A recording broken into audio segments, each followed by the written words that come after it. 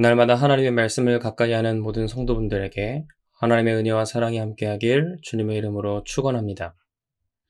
오늘 우리에게 주시는 하나님의 말씀은 요한일서 3장 17절에서 20절까지의 말씀입니다.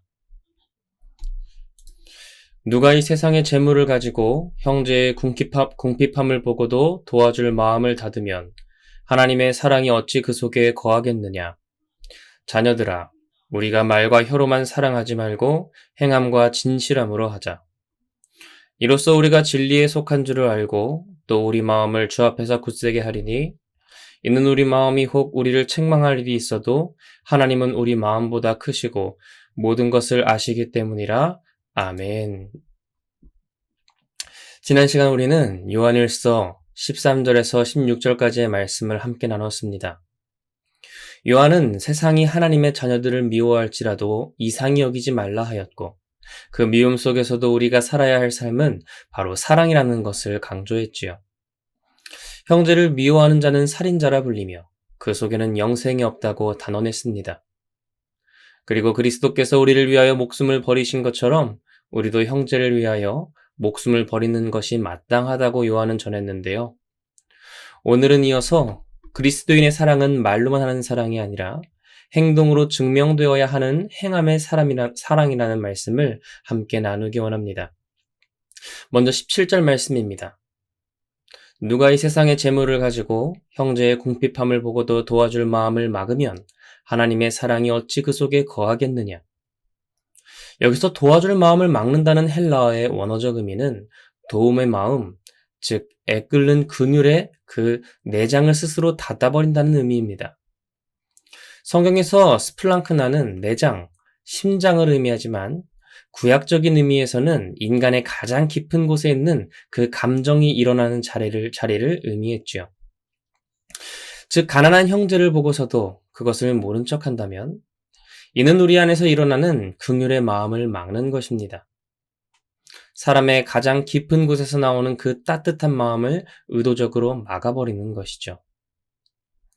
하지만 요한은 이렇게 형제의 어려움을 보고도 모른 척하는 사람에게는 하나님의 사랑이 그 안에 거할 수 없다고 단호히 말합니다. 그 이유는 하나님의 사랑은 본질적으로 나눔과 주심이기 때문인데요. 하나님의 사랑은 하늘 보좌를 스스로 버리고 이 땅에 오신 예수 그리스도를 통해 드러났습니다. 따라서 그 하나님의 사랑은 반드시 구체적인 행위로 드러나게 되지요. 그래서 초대교회 예루살렘의 성도들은 자신의 소유를 팔아 사도들에게 가져오고 사도들은 각 사람의 필요에 따라 나누어 주었습니다. 하지만 시간이 지나면서 그런 사랑이 식어졌고 요한은 교회 안의 성도들이 다시 그 구체적인 사랑의 자리로 돌아오기를 호소하고 있습니다. 그리고 오늘 우리는 말씀 앞에서 스스로에게 한번 질문해 보아야 합니다. 나는 사랑할 수 있는 기회를 스스로 외면하고 있지는 않은가? 내게 있는 것 중 일부라도 기꺼이 나누는 삶을 살고 있는지 질문해 보아야 하는 것이죠. 정말 하나님의 나눔과 자기주심의 사랑이 내 안에서 실현되고 있는지 확인해야 하는 것입니다. 이와 관련해서 한 유대 랍비 설화에 나오는 이야기가 있습니다.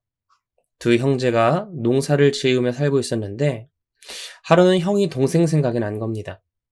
나는 그래도 수확이 잘 되었는데 동생은 아무래도 수확이 적은 것 같아. 내가 도와줘야겠다. 그래서 창고에 곡식을 챙겨 동생의 집으로 출발합니다. 그런데 동생도 동시에 형이 생각납니다. 형님 집에는 우리 집보다 식구가 많잖아. 그래도 내가 형님을 좀 도와드려야지. 그렇게 동생도 곡식을 챙겨 형님 집으로 출발합니다. 그렇게 두 형제는 밤중에 서로의 창고에 자신의 수확물을 곡식으로 옮겨두었고 다음날 이제 창고를 확인하는데 이상하게 여깁니다. 분명히 어제 곡식을 나누어 주었는데도 자신의 창고에 또 다른 곡식이 놓여있던 것이죠. 그리고 다음날 두 형제는 또 곡식을 챙겨 서로를 향해 출발합니다. 그러다가 중간 언덕에서 마주치게 된 것이죠. 두 형제는 서로를 향한 사랑을 확인하고 그 이야기는 그 일대에 널리 퍼지게 되었다고 합니다. 그리고 실제 이제 확인되진 않지만 이어져 오는 유대 설화에 의하면 두 형제가 그 곡식을 들고 만난 자리, 그 자리가 진정한 사랑 있는 곳이라 여겨져 그 자리에 예루살렘 성전이 세워졌다는 설화가 내려오고 있습니다. 하지만 그들이 곡식을 나누던 그 자리에 하나님께서 성전을 세우셨다는 이 이야기는 우리에게 뜻깊게 다가옵니다. 그 이야기의 진위 여부는 확인할 수 없지만 분명한 것은 성경은 하나님이 사랑이 거하는 곳은 바로 서로를 향한 나눔이 있는 몸으로 보여주는 사랑 가운데 하나님의 임재가 있다는 것을 상징적으로 우리에게 보여주고 있는 것이죠. 하나님이 기뻐하시는 사랑, 그것은 말로만 하는 사랑이 아니라 행함과 진실함으로 몸으로 보여주는 사랑이라는 겁니다. 그렇습니다. 사랑은 마음에서 출발하지만 마음으로 끝나지 않고 반드시 손과 발로 이어져야 합니다. 18절 말씀은 우리에게 이렇게 전하지요. 자녀들아, 우리가 말과 혀로만 사랑하지 말고 행함과 진실함으로 하자. 여기서 말과 혀는 공허한 언어, 아무런 실천이 없는 겉도는 위로를 의미합니다. 우리의 입으로 말만 하는 것은 누구나 할 수 있습니다. 내가 너를 도와줄게. 내가 너에게 잘해줄게. 누구나 아주 쉽게 말할 수 있는 말이지요. 하지만 행함과 진실함으로 사랑하는 것은 아주 어려운 일입니다. 그곳에는 나의 힘과 노력이 들어가기 때문입니다. 여기서 행함과 진실함은 원어적으로 진리 안에서 행하는 신실한 일과 실천을 뜻하지요. 그리스도인의 사랑은 성령의 열매로 드러나는 구체적인 실천을 의미합니다. 그래서 사도 요한은 단순히 사랑하라고만 말하지 않습니다. 말로만 하지 말고 행동하라. 허울 좋은 위선이 아니라 진심 어린 실천으로 사랑하고 행동하라고 우리에게 촉구합니다. 이처럼 참된 사랑은 말로만 하는 마음속 사랑이 아니지요. 더 나아가서 행동하고 직접 몸으로 돕는 사랑을 의미합니다. 예수님은 제자들을 마음으로만 사랑하지 않고 직접 몸으로 행하여 보여주셨습니다. 예수님이 로마 군병들에게 잡히시기 전에 예수님은 친히 물을 떠와 제자들의 발을 하나하나 씻기셨습니다. 그 사랑은 말로만 하는 사랑이 아닌 몸으로 보여주는 사랑이었죠. 진정한 사랑은 마음으로 느끼고 그저 공감하는 것만이 아니라 직접 손을 내미는 사랑입니다. 이어지는 19절 말씀인데요. 이로써 우리가 진리에 속한 줄을 알고 또 우리 마음을 주 앞에서 굳세게 하리니. 이렇게 말로만이 아닌 행함으로 사랑하면 우리에게 어떤 유익이 있을까요? 가장 먼저 우리가 진리에 속한 자임을 확신할 수 있습니다. 행함과 진실함의 사랑을 가진 자들은 하나님 앞에서 담대함으로 신앙의 확신을 분명히 가질 수 있는 것이죠. 여기서 굳세게 한다는 단어는 원어적으로 설득하다, 안심시키다 라는 의미가 있습니다. 우리가 사랑을 실천할 때 우리는 그리스도 안에 속해 있다는 굳센 믿음을 확인할 수 있는 것이죠. 사랑을 실천할 때 내 안의 신앙이 담대해지고 내가 하나님의 자녀라는 확신이 더욱 굳어지는 것입니다. 마지막 20절 말씀입니다. 이는 우리 마음이 혹 우리를 책망할 일이 있어도 하나님은 우리 마음보다 크시고 모든 것을 아시기 때문이라. 아멘. 하지만 만약 20절 말씀처럼 우리의 마음이 우리를 책망한다면, 즉 내가 마땅히 사랑할 수 있었는데 외면했구나 하고 후회가 든다면 그것은 단지 내 마음의 양심만의 문제일까요? 아니요. 이에 대해서 요한은 분명히 전합니다. 우리 마음이 우리를 책망할 일이 있거든. 하나님은 우리의 그 모든 마음을 아신다. 하나님은 사람의 마음까지 들여다보시는 분이십니다. 그분은 우리의 모든 숨은 동기, 숨겨진 죄, 게으름과 위선까지도 모두 아시는 분이시죠. 그래서 말로만 하는 위선적인 사랑으로 인해 우리 스스로 양심에 찔리고 있다면 하나님은 그 모든 마음까지 다 아시고 계십니다. 그러나 이 말씀은 단지 정죄를 위한 구절만이 아닙니다. 이는 경고를 넘어 소망의 말씀이죠.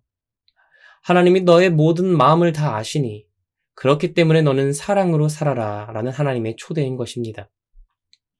사랑을 말뿐이 아닌 실천하라는 주님의 명령이자 나누는 몸으로 보여주는 행함 있는 사랑 가운데에 우리에게 복을 주시기 원하시는 하나님의 초대입니다. 사랑하는 성도 여러분, 오늘 우리는 이 말씀 앞에서 결단해야 합니다.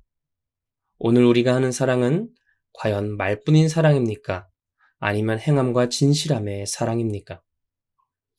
만약 나의 마음속에 조그만 찔림이 있다면 하나님은 그 마음도 모두 다 아십니다. 그리고 하나님은 우리를 이제 복된 길로 초대하시죠. 내가 나누는 그곳에 내가 임재하겠다는 놀라운 복된 약속을 우리에게 전해주십니다. 그리고 예수님은 몸소 그분의 사랑을 우리에게 행함과 진실함으로 보여주셨습니다. 오늘 말씀을 통해 함께 결단하기 원합니다.